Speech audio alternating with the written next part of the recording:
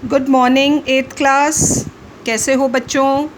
पढ़ाई कैसी चल रही है सबकी? वो हमारे एक वीडियो में ऑडियो की प्रॉब्लम आ गई थी डे बिफोर यस्टरडे वाला, वो मैंने वापस से लेसन बनाकर आपको कल पोस्ट कर दिया था। गो थ्रू दैट वीडियो, लेकिन वो उतना ही है जितना ऑडियो प्रॉब्लम थी। Rest you take from that video only which was posted in the group. दोनों को मिलाकर और आप पढ़ लेना बच्चों that part. Okay, so in yesterday's lesson we have learned about the various Maratha wars, relations between Marathas and English, and how slowly by defeating all the Maratha leaders, Bhosle, Holkar, Sindhia, Peshwa, they were all defeated one by English, and the Maratha territories were conquered by East India Company. Then Sindh was annexed. The Baluchi chiefs of Sindh and the Amirs of Sindh, how they were defeated by the English, कैसे चाल चलकर उन्हें हराया और उनकी territory को भी annex कर लिया। Today we will study about annexation of Punjab in 1849। Maharaja Ranjit Singh, जिनके बारे में हमने कल पढ़ा था, he was a very brave king, very well known, बहुत बड़ा माना जाता है Maharaja Ranjit Singh. After the death of Ranjit Singh in 1839 disorder and anarchy spread in the Punjab. Ranjit Singh was a very strong leader, लेकिन उनकी डेथ के बाद कन्फ्यूजन हो गया पूरे पंजाब में, क्योंकि जो नेक्स्ट किंग थे शायद वो इतने केपेबल नहीं थे। Many members of the royal family such as Kharak Singh, Naunihal Singh, Sher Singh व पुट टू डेथ। इन सबको भी मर्डर कर दिया गया, मार दिया गया। The Sikh army became all the more powerful. तो किंग्स नहीं है अब, तो who became powerful? The Sikh army. To save themselves from the clutches of the army, the politicians engaged them in war with the British. अब politicians तो होते ही बड़े चालाक हैं, so British army, I'm sorry, Sikh army strong होती जा रही है। वो रूल नहीं करने दे रही है। देखो कितने लोगों को मार रही है वो। पहले आफ्टर डेथ रंजीत सिंह की तो हुई है, उनके जो और रॉयल फैमिली मेम्बर्स थे, they were killed by the army. तो आर्मी से अपने आप को बचाने के लिए जो वहाँ के लीडर्स थे, उन्होंने क्या किया, आर्मी को ब्रिटिश के आर्मी के साथ भिड़ा दिया कि ये लड़ते रहेंगे तो हम सेव रहेंगे। टू सेव देमसेल्व्स हो गए तो with the British during the reign of Lord Hardinge's, he was the governor general, the first Anglo Sikh war was fought. पहला वॉर हुआ between English army and Sikh in 1845-46। तो फर्स्ट एंग्लो सिख वॉर। देखो हमने Maratha, Anglo Maratha war पढ़ा, उसके पहले Mysore war पढ़ा था, और अब ये है Anglo Sikh war in 1845-46। The Sikhs were defeated, some of the territory was snatched, छीन ली गई उनसे, and a heavy war indemnity compensation. What is the meaning of war indemnity? मुआवजा, मतलब जो भी खर्चा हुआ ईस्ट इंडिया कंपनी का वॉर में, वो कौन देंगे? The people of Punjab was imposed on them, but the Punjab was not annexed. ये एक बहुत बड़ी बात रही कि सिर्फ उनसे मुआवजा लेकर छोड़ दिया, पंजाब को इंग्लिश एम्पायर में नहीं मिलाया। Not annexed into the British Empire. The English had some respect for Ranjit Singh's old friendship. क्योंकि रंजीत सिंह उनके फ्रेंड रहे थे एक टाइम पर, तो इसलिए उनकी टेरिटरी को नहीं मिलाया। And the state of Punjab still served as a buffer state between Afghanistan and the Punjab, है ना। बहुत इम्पॉर्टेंट स्टेट था पंजाब, जो कि इंडिया को किससे लिंक कर रहा था? अफ़गानिस्तान से। तो ब्रिटिश एम्पायर ने उसको एज इट इज़ रहने दिया। फिर during the reign of Lord Dalhousie 1848-56, he was the governor general. फिर हुआ सेकेंड एंग्लो सिख वॉर 49 में was fought. The Sikhs were defeated again, first war भी हार गए थे, second war they were defeated in the different battles. अच्छा, ये एक जगह नहीं हुआ, अलग अलग जगह हुआ बहुत सारा, but everywhere the Sikhs were defeated which were fought at sea. Ramnagar में बैटल हुआ, सादुलपुर में बैटल हुआ, चिल्लनवाला में बैटल हुआ, और गुजरात। यहाँ वॉर हुआ, लड़ाई हुई between English army and Sikh army, but 6 were defeated. Lord Dalhousie was determined to merge Punjab. अभी तक पंजाब को ब्रिटिश एम्पायर में मिलाया नहीं गया था, but Lord Dalhousie wanted to merge Punjab into the British empire. He remarked at that movement, when the war was going on, he said, the peace cannot be stable in India. हाँ, India में तब तक शांति नहीं रह सकती unless the Sikhs are completely under the British domination. जब तक कि सिख के एरिया पर ईस्ट इंडिया कंपनी का कब्ज़ा नहीं होगा.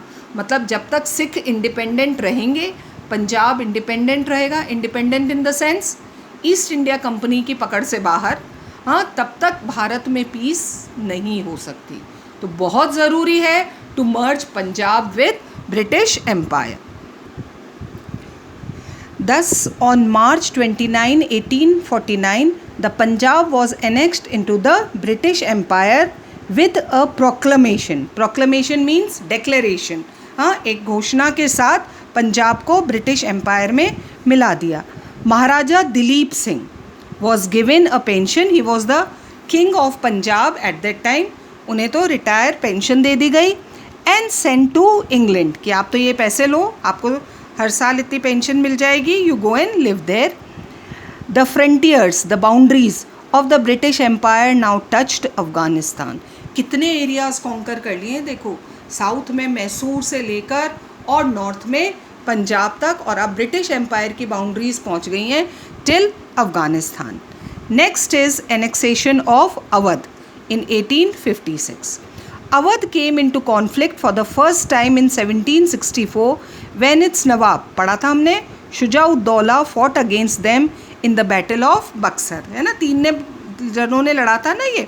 तो Shujauddaula was one of them, Bengal के नवाब और Shah Alam.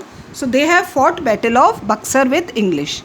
In the ensuing battle, when the Nawab was defeated, इस बैटल के बाद when Nawab was defeated, many British officers favored its annexation to the British territory.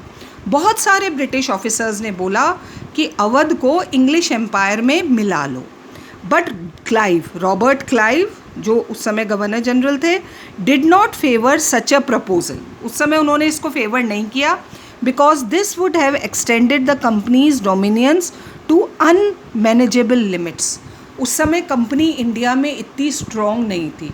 And if Awadh would have mixed with British territories बहुत दूर तक फैल जाती, जो कि उस समय को देखते हुए ब्रिटिशर्स के लिए मैनेज करना पॉसिबल नहीं था.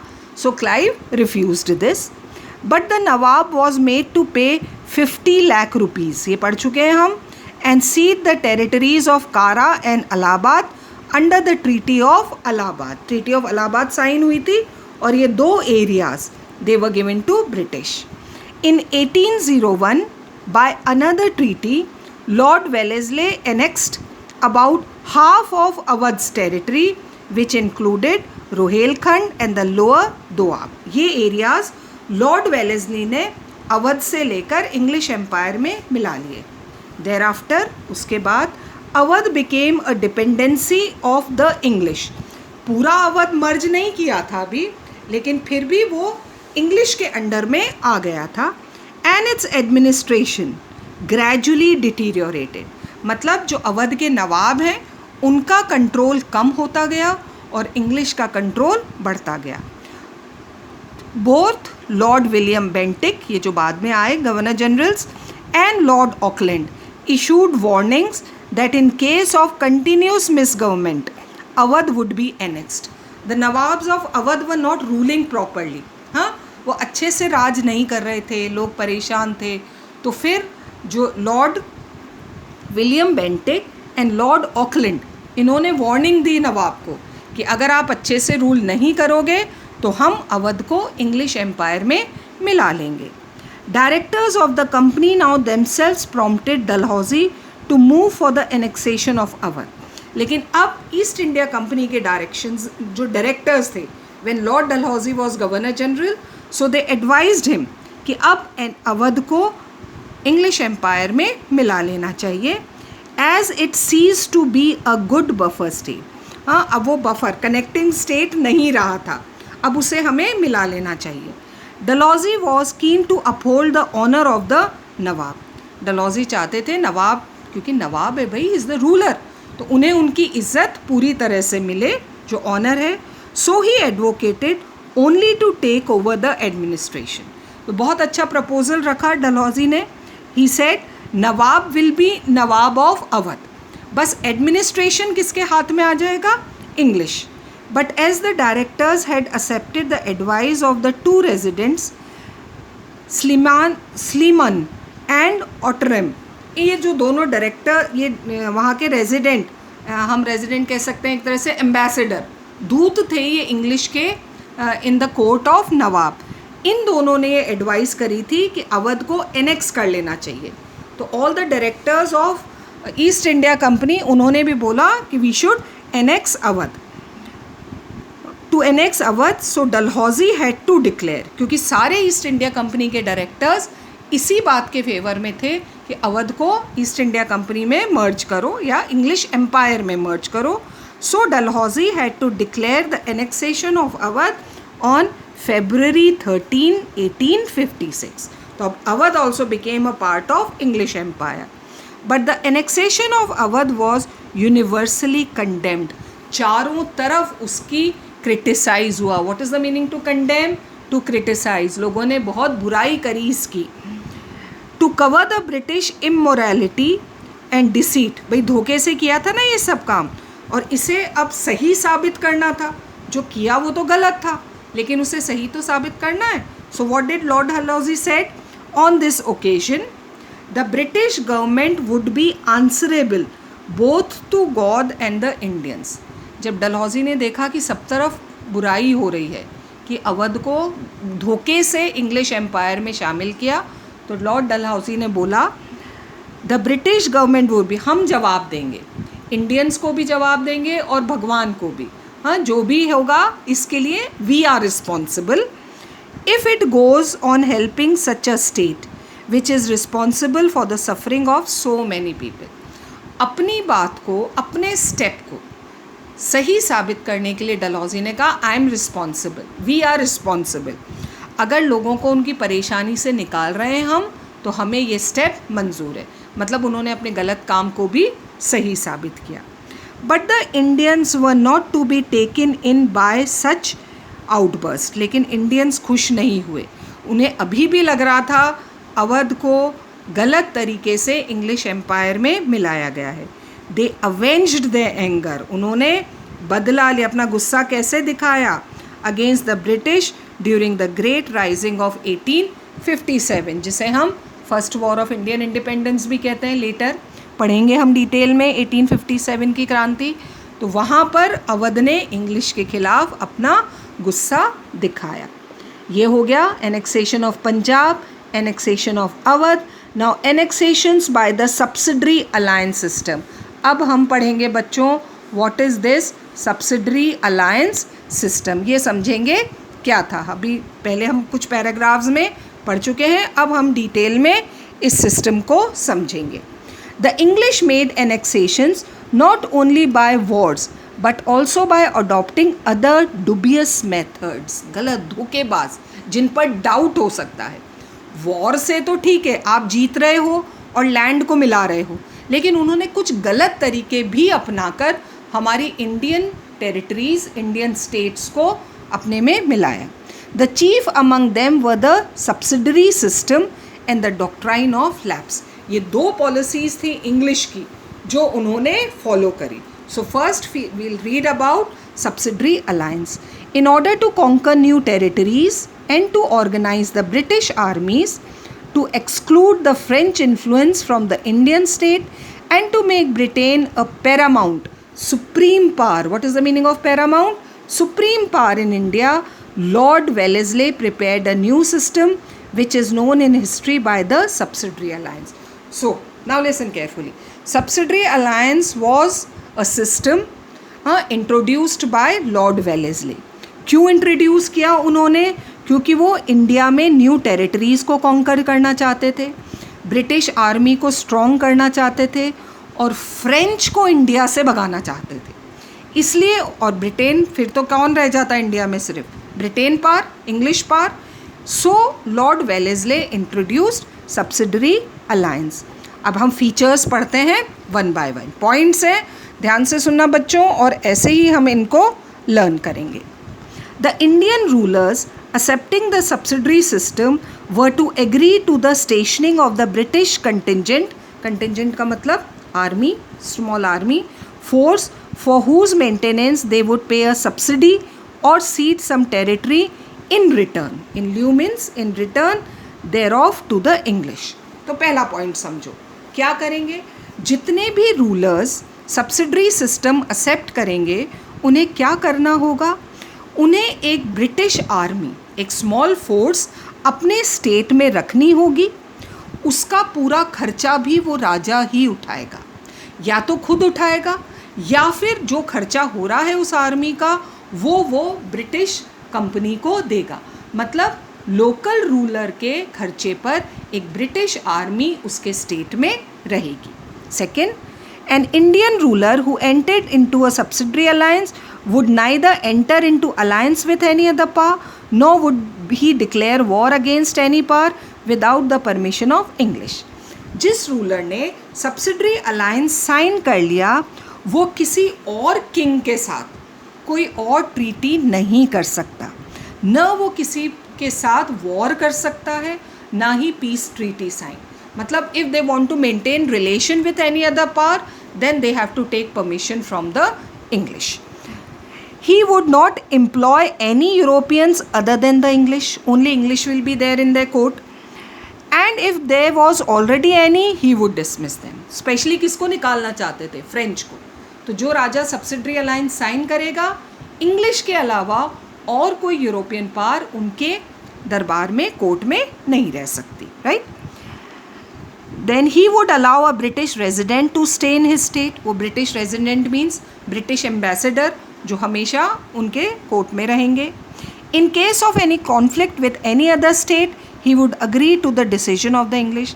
If there is a war between two Indian states, जिन्होंने subsidiary alliance sign कर रखा है, if they have any conflict or war, तो जो बात इंग्लिश, जो डिसीजन इंग्लिश लेंगे जिसके भी फेवर में, वो उन्हें मानना पड़ेगा. He would acknowledge the British company as the supreme power. उन किंग्स को किन की बात माननी पड़ेगी? All the what is said by the British company, supreme power. And in return for accepting all these conditions, ये सारे काम तो कौन करेंगे जो ऊपर हमने पढ़े? Rulers, local rulers, Indian rulers. बदले में कंपनी क्या करेगी? The company undertook to protect him from external dangers and internal disorders. Company उनके स्टेट में पीस मेंटेन करेगी.